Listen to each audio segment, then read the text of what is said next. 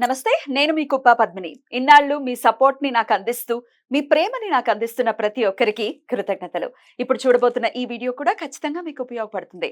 Like, share and subscribe చేసి మీ ఇష్టాన్ని, అలాగే మీ సపోర్ట్‌ని నాకందించండి. అలాగే ఈ వీడియో పట్ల మీ అభిప్రాయాన్ని కామెంట్ సెక్షన్‌లో కామెంట్ చేసి నాకు తెలియజేయండి. నమస్తే. నమస్తే. Welcome to our channel. నేను పద్మిని. ప్రస్తుతం మనతో పాటు వేదిక్ ఆస్ట్రాలజర్ అవినాష్ దాస్ గారు ఉన్నారు. మాట్లాడదాం. నమస్కారం అండి. నమస్కారం అండి. ఓం నమ శివాయ, ఓం నమో వెంకటేశాయ. ఎలా ఉన్నారు అవినాష్ గారు? దేవుడి దయ వల్ల చాలా చాలా బాగున్నానండి. ఇది ఈ ఎనర్జీ కావాలి. బోర్డ్ మీద ఏంటండి బాబు భయపెట్టడానికని న్యూక్లియర్ బాంబ్ అని రాశారు. What is going to happen? అసలు ఏంటి? ఏం చెప్పబోతున్నారు? ఏది చూసినా ఒక పాజిటివ్ యాంగిల్‌లో చూడాలి. బాంబునా? ఆప్టిమిజం బాంబునా? ఆప్టిమిజంతో చూడాలి దేన్నైనా ప్రపంచంలో. ఒక బాంబ్ పేలిందంటే కూడా ఆప్టిమిజంతో చూడాలి. ఇవాళ మరి జపాన్ అలా ఉందంటే ఆ, దాని రీజన్ న్యూక్లియర్ బాంబ్. లేకపోతే జపాన్ ఒక ఊరులాగా ఉండేది. ఓకే. సో దాని నుంచి వాళ్ళు చాలా డెవలప్ అవ్వటం కావచ్చు. అవును. ఒక మొక్క కూడా మొలవనటువంటి పరిస్థితి నుంచి ఇప్పుడు ఎంత ఫాస్ట్ గా సో మీరే చెప్పారు ఇప్పుడు ఒక మొక్క కూడా మ్మ్. మొలవని నుంచి ప్రదేశం అది. ప్రదేశం నుంచి ఇంత స్పీడ్ వచ్చారు. ఓకే. మ్మ్. సో 19 అసలు మనం ఇవాళ నుంచి ఇప్పుడు న్యూక్లియర్ బాంబ్ గురించి స్టార్ట్ చేసాం కాబట్టి న్యూక్లియర్ బాంబ్తో స్టార్ట్ చేద్దాం. న్యూక్లియర్ బాంబ్ అనేది ఏప్రిల్ 6, 1945లో పేలింది.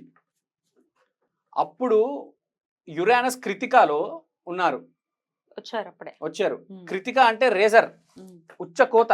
మ్మ్. సో మ్మ్. ఆ ఏప్రిల్ 6, 1945 రోజు మ్మ్. యురేనస్ కృతికాలో ఉన్నారు, మ్మ్. రాహు లియోలో, కేతు యాక్వేరియస్లో ఉన్నారు. మ్మ్.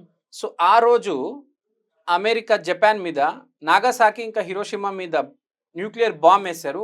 మనకు తెలుసు ఎంత విధ్వంసం జరిగింది. Yeah. సో సేమ్ 84 ఇయర్స్ తర్వాత ఇప్పుడు అదే యురేనస్ కృతికాలోకి వస్తుంది. వచ్చేసింది. ఇప్పుడు వృషభంలో వచ్చింది. ఆ, వృషభంలో అదే రెండో పాదంలోకి వచ్చి ఉండాలి కదా. ఆ, వృషభంలోకి వస్తే వృషభంలో 0 degrees లో కృతిక రెండో పాదంలో కృతికాలో ఉంది. మీరు చెప్పింది కరెక్ట్, కృతికాలో ఉంది. ఉమ్. కానీ రాహు కేతు కాంబినేషన్ ఏదైతే ఉందో అది రివర్స్ అవబోతుంది. రివర్స్ అవుతుంది. ఇది యాక్వేరియస్ లో, ఇది లియోలో వస్తుంది. నెక్స్ట్ ఇయర్ లో జరుగుతుంది. అవును. ఇంకోటి మనం చూసుకుంటే నవంబర్లో ఎలక్షన్స్ ఉన్నాయి అమెరికాలో. ఉమ్. ఓ. సో అప్పుడే మార్పు కూడా వీళ్ళది. రాహుకేతులు రాహుకేతు కూడా ఆల్మోస్ట్ అప్పుడే October or so Rahu Ketu నేను చెప్తుంది ఈ నవంబర్లో ఎలక్షన్స్, ఈ నవంబర్. ఈ నవంబర్లో యుఎస్ఏ ఎలక్షన్స్. ఇది దీని తర్వాత నెక్స్ట్ ఇయర్ Yeah. లో జూలై ఆగస్ట్ తర్వాత రాహుకేతు మారడం అనేది జరుగుతుంది. Right. సో ఈసారి ఆటోమేటిక్గా ఒక అసాసినేషన్ అనేది కంపల్సరీగా జరుగుతుంది. దేని మీద? యుఎస్ఏ ఎలక్షన్స్ లో ఏదైనా ప్రెసిడెన్షియల్ క్యాండిడేట్స్ మీద ఈసారి 4 నుంచి 5 ప్రెసిడెన్షియల్ క్యాండిడేట్స్ ఉన్నారు. ఇక్కడలాగా ఇద్దరు కాదు. మనం చూసుకున్నాం బాబు గారు, జగన్ గారు, ఇక్కడ రేవంత్ గారు, కేసీఆర్. అట్లా అమెరికాలో లేదు. అమెరికాలో ఒక 4-5 క్యాండిడేట్స్ ఉన్నారు. Right. సో ఈసారి చాలా పెద్ద గొడవ జరుగుతుంది. ఇంకోటి, అప్పుడు న్యూక్లియర్ బాంబ్ పేలినప్పుడు చాలా పెద్ద సంక్షోభం జరిగింది. సో ఈసారి ఎలక్షన్ తర్వాత 100% సంక్షోభం జరగబోతుంది. అది కూడా ఆర్థిక సంక్షోభం అనేది జరుగుతుంది, ప్లస్ సివిల్ వార్ అనేది జరుగుతుంది. ఇప్పుడు మీరే ఆలోచించండి, జాబ్స్ అన్నీ పోతే, ఆర్థిక సంక్షోభం జరిగితే ఆటోమేటిక్ గొడవలు జరుగుతాయి. సో అప్పుడు మనం చూసాం దాదాపు 10 లక్షల మంది చనిపోయారు. ఈసారి అంతమంది చనిపోరు కానీ అంతమంది ఇంపాక్ట్ అవుతారు లైఫ్స్. ఇంకోటి, USA is connected to the world. ప్రపంచంలో ప్రతి దేశానికి యుఎస్ఏతో సంబంధం ఉన్నాయి. అదే అగ్రరాజ్యంగా కొనసాగుతుంది కాబట్టి డెఫినెట్లీ ఎంతో కొంత సత్సంబంధాలు ఉన్నాయి. కొంచెం ఎనిమిటీ కూడా ఉంది. కరెక్ట్. కొందరికి అసలు యుఎస్ఏ పడదు.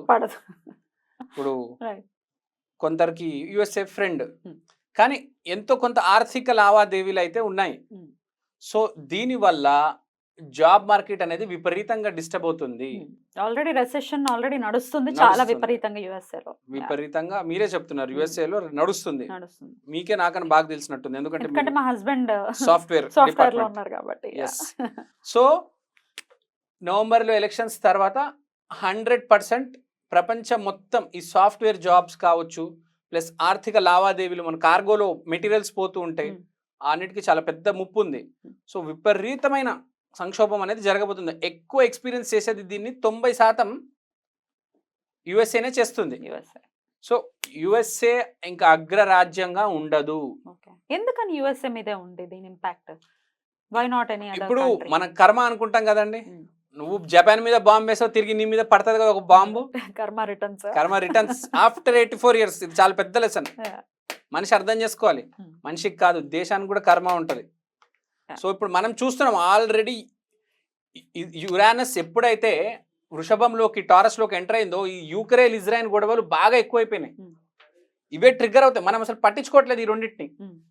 కానీ ఈ రెండింటి ట్రిగ్గర్ అవడం వల్లనే నెక్స్ట్ ఇయర్ జూన్ జూలై తర్వాత ఎప్పుడైతే రాహు అక్వేరియస్లో వెళ్ళిపోతుందో, కేతు లియోలో వెళ్ళిపోతుందో, అదే అంటారు ఫైర్ అండ్ వాటర్ ఎయిర్లోకి వచ్చేస్తాయి. ఇప్పుడు అర్త్ అండ్ వాటర్లో ఉన్నాయి Rahu and Ketu, fire and ఎయిర్లోకి వచ్చేస్తాయి. ఇది ఎప్పుడైతే జరుగుతుందో 100% ఒక బాంబ్ అయితే పేలబోతుంది. ఇంకా నేను చెప్పనక్కర్లేదండి, ఇక్కడైతే భారత విధ్వంసం అయితే జరగబోతుంది. సరే, యుఎస్ లో ఆబ్వియస్ గా మన ప్రవాసాంధ్రులు చాలా మంది ఉన్నారు. కరెక్ట్. సో వాళ్ళ గురించి కూడా మనం ఆలోచించాలి. అలాగే ఇండియా మీద ఏమైనా ఇంపాక్ట్ ఉంటుందా? మీరు చెప్పింది కరెక్ట్. ఇప్పుడు భారతదేశంలోనే ఒకటి చెప్తానండి, ఫ్రాంక్గా భారతదేశంలో చెప్పాలంటే సాఫ్ట్వేర్ మీద డిపెండెంట్ కుటుంబాలు ఎన్ని ఉంటాయి నాకు తెలిసి హార్డ్లీ 7 to 8% ఉంటాయండి. అంతేనా? అంతే, సాఫ్ట్వేర్ మీద కుటుంబాలు ఇక్కడ భారతదేశంలో మాక్సిమం బిజినెస్ చేసుకుంటారు. రోడ్డు మీద స్టాల్స్ ఉంటాయి, లేకపోతే షాప్స్ ఉంటాయి, లేకపోతే వ్యాపారాలు ఉంటాయి.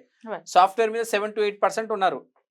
సో భారతదేశంలో డిపెండెంట్ వాళ్ళు, వీళ్ళకి కొంచెం ఇబ్బంది పడవచ్చు. అంటే నేను వీళ్ళు జాబ్ పోతుంది అని చెప్పట్లేదు, శాలరీస్ చాలా డౌన్ అయిపోతాయి. ఇప్పుడు మీరే ఆలోచించినప్పుడు ఆర్థిక సంక్షోభం జరిగిన తర్వాత ఫస్ట్ ఆఫ్ ఆల్ అక్కడ అమెరికాలో జాబ్స్ పోతాయి, ఇక్కడ ఇండియాలో ఎందుకు పోవంటే ఇండియాలో శాలరీస్ తక్కువ, యూఎస్ఏలో ఎక్కువ కాబట్టి ఇక్కడ తీయకపోవచ్చు, కానీ ఇక్కడ శాలరీస్ అయితే తగ్గిపోతాయి. కొంతమంది జాబ్స్ పోవడం కూడా జరుగుతుంది. మెయిన్గా అంత బాధపడాల్సిన అవసరం లేదు ఇండియా, కానీ అమెరికా అయితే చాలా ఇబ్బందుల్లో పడబోతుంది. ఒక రకంగా చెప్పాలంటే ప్రపంచమే ఇబ్బందుల్లో పడబోతుంది. మనం ఇక్కడ చాయ్ అమ్మేవాడికి, పునుగులు అమ్మేవాడికి, దోశలు వేసేవాడు వాడికి ఏం తేడా పడుతుంది? వాడికి ఏం తేడా పడదు. ఇక్కడ ఎంతో కొంత సాఫ్ట్వేర్ వాళ్ళకి తేడా పడుతుంది, కానీ అమెరికా అయితే క్లోజ్డ్ అని చెప్పేస్తున్నానండి. క్లోజ్డ్ అయినా ఏకంగా ఇంకా అసలు అమెరికాలో నేషనల్ చేస్తే నాశనం దుంప నాశనం అంటున్నారు కొన్ని ఒక టైం వరకు. ఎంత టైం వరకు? అది మీరు రాహు కేతు ఇంకా ఆ అక్వేరియస్ ఇంకా లియోలో ఉండేదాకా 18 నెలలు ఆట ఆడుకుంటది అమెరికాని. ఇంకా అసలు రోజు పొద్దున్న లేస్తా గొడవ. ఎందుకంటే సేమ్ కాంబినేషన్ చూడండి, ఆ కృతికా లియో అక్వేరియస్. ఇదే టైంలో యాక్చువల్ గా World War II జరిగింది. వృషభం యురానస్ ఎప్పుడైతే వృషభంలో ఎంటర్ అయింది 7 years పీరియడ్, అప్పుడే World War II జరిగింది 41 నుంచి 48. సో మీరు అర్థం చేసుకోండి, ఇండైరెక్ట్ గా World War III స్టార్ట్ అయిపోయింది ఇది. కానీ ఈసారి మనుషులు పోగొట్టుకునేది ప్రాణం కాదు, డబ్బు.